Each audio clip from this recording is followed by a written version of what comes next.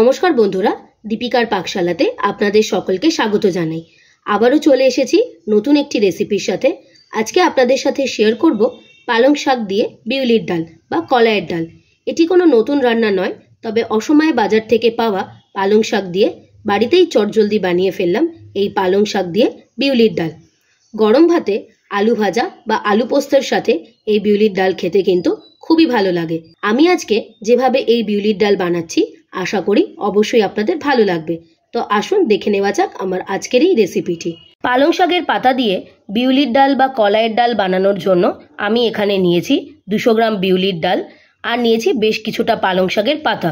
প্রথমেই আমি পাতাগুলোকে ভালো করে বেছে জল দিয়ে পরিষ্কার করে ধুয়ে নিয়েছি। কলাইয়ের ডাল বানানোর জন্য প্রথমে আমরা শুকনো খোলায় কলাইয়ের ডালটাকে একটু ভেজে নেব। কলাইয়ের ডাল একটু ভেজে নিলে তাতে একটা সুন্দর গন্ধ বেরোয়।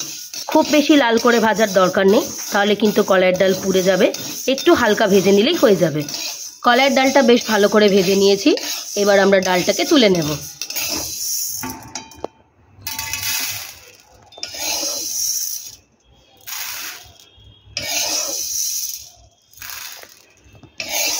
ডাল ভেজে তুলে নিয়েছি। এবার আমরা ডালটাকে ধুয়ে নেব। যেহেতু কলাইয়ের ডালের মধ্যে একটু ধুলো ধুলো ভাব থাকে, তাই 2-3 বার জল পাল্টে পাল্টে যতক্ষণ না পর্যন্ত ডালটা পরিষ্কার হয়ে যাচ্ছে ততক্ষণের জন্য ধুয়ে নেব। ডালটাকে বেশ পরিষ্কার করে জল দিয়ে ধুয়ে নিয়েছি। ডাল সেদ্ধ করে নেওয়ার জন্য প্রথমেই আমি প্রেসার কুকারের মধ্যে ডালটাকে দিয়ে দেব। ডালের মধ্যে দিয়েছি পরিমাণ অনুযায়ী জল। এবার দেব স্বাদ অনুযায়ী লবণ আর দেব 1 চামচ তেল। তেল আর লবণের সাথে ডালটাকে বেশ ভালো করে সেদ্ধ করে নেব। কলাইয়ের ডাল বেশ ভালো করে সেদ্ধ করে নিয়েছি। দেখলেই বুঝতে পারছেন ডালটা কিন্তু বেশ ভালো মতো সেদ্ধ হয়ে গেছে। এবার ডালটাকে আমি একটু হাতার সাহায্যে ভালো করে ঘুটে নেব। হাতার পিছন দিয়ে ডালটাকে একটুখানি ঘুরিয়ে নিলেই দেখবেন ডালটা কিন্তু বেশ ভালো করে ভেঙে যাবে। এই যে দেখুন, ডালটা কিন্তু এই রকমভাবেই রেখে দেব। খুব বেশিও কিন্তু ভেঙে নেব না, একটু দেখা যাবে এরকমভাবেই কিন্তু ডালটাকে রাখতে হবে।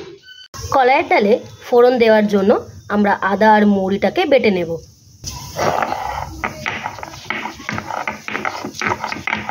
পালং শাক দিয়ে কলাইয়ের ডাল বানানোর জন্য প্রথমেই কড়াইয়ে দিয়েছি সর্ষের তেল।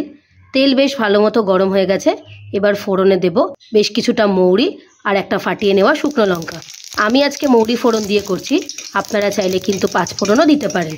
এবারে আগে থেকে বেটে রাখা মৌরি আর আদাটাকে দিয়ে দেব। মৌরি আর আদাটাকেও একটু তেলের সাথে বেশ ভালো করে ভেজে নেব। মশলা বেশ ভাজা ভাজা হয়ে গেছে। এবার মশলার উপরে দেব বেশ কিছুটা হলুদ, স্বাদ অনুযায়ী লবণ। লবণ হলুদের সাথে মশলাটাকে আবারও বেশ ভালো করে মিশিয়ে নেব।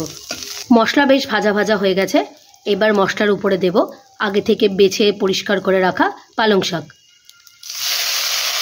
এই ডাল রান্না করার জন্য শুধুমাত্র কিন্তু পাতাগুলোকেই ব্যবহার করতে হবে। পাতার সাথে মশলাটাকে আবারও বেশ ভালো করে মিশিয়ে নেব। মশলার সাথে শাক বেশ ভালো করে ভেজে নিয়েছি। দেখুন শাক বেশ টুটে গেছে। শাক থেকে কিন্তু জলও বেরিয়ে গেছে। শাকটা থেকে জল শুকিয়ে আসা পর্যন্ত শাকটাকে একটু ভেজে নেব। শাকের জল বেশ খানিকটা শুকিয়ে এসছে। এবার শাকের উপরে দেব আগে থেকে সেদ্ধ করে রাখা কলাইয়ের ডাল। আমি আজকে গোটা কলাই দিয়ে এই রেসিপিটি বানাচ্ছি, তবে আপনারা চাইলে কিন্তু ভাজা কলাই দিয়েও এই রেসিপিটি বানাতে পারবেন। ডালের সাথে শাকটাকে বেশ ভালো করে মিশিয়ে নেব। এবার ডালের উপরে দেব 2 চেরা কাঁচা লঙ্কা। আপনারা কে কীরকম ঝোল পছন্দ করেন সেই অনুপাতেই কিন্তু ডালের জলটাকে ব্যবহার করবেন। তবে কলাইয়ের ডাল একটু ঘন ঘনই ভালো লাগে, সেই জন্য কিন্তু আমি ডালের মধ্যে আর খুব একটা জল ব্যবহার করলাম না। ডালের ঝোল বেশ ফুটতে শুরু করেছে। এবার এতে দেব বেশ কিছুটা চিনি। চিনির সাথে ডালটাকে আবারও বেশ ভালো করে ফুটিয়ে নেব। বেশ কিছুক্ষণের জন্য ডালটাকে বেশ ভালো করে ফুটতে দেব। কলাইয়ের ডাল বেশ ভালো করে ফুটিয়ে নিয়েছি। এবার ডালের উপরে দেব 1 চামচ ঘি। ঘিয়ের সাথে ডালটাকে বেশ ভালো করে মিশিয়ে নেব। 1-2 মিনিটের জন্য স্ট্যান্ডিং টাইমে দিয়ে ডালটাকে একটা পাত্রে সার্ভ করে নেব।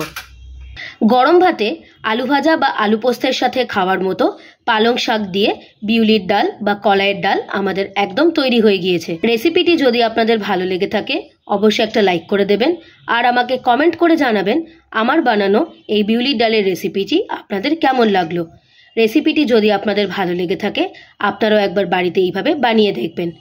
আপনারা যদি আমার চ্যানেলে নতুন হয়ে থাকেন চ্যানেলটিকে প্লিজ সাবস্ক্রাইব করে দেবার অনুরোধ রইল আর সাবস্ক্রাইব করে দেবার পরে পাশে থাকা বেল নোটিফিকেশনটি অবশ্যই প্রেস করে দেবেন আমার চ্যানেলে নিত্য নতুন রেসিপির আপডেট পাওয়ার জন্য। ভালো থাকবেন, সুস্থ থাকবেন, দেখা হবে আবারও একটা নতুন রেসিপির সাথে। ধন্যবাদ।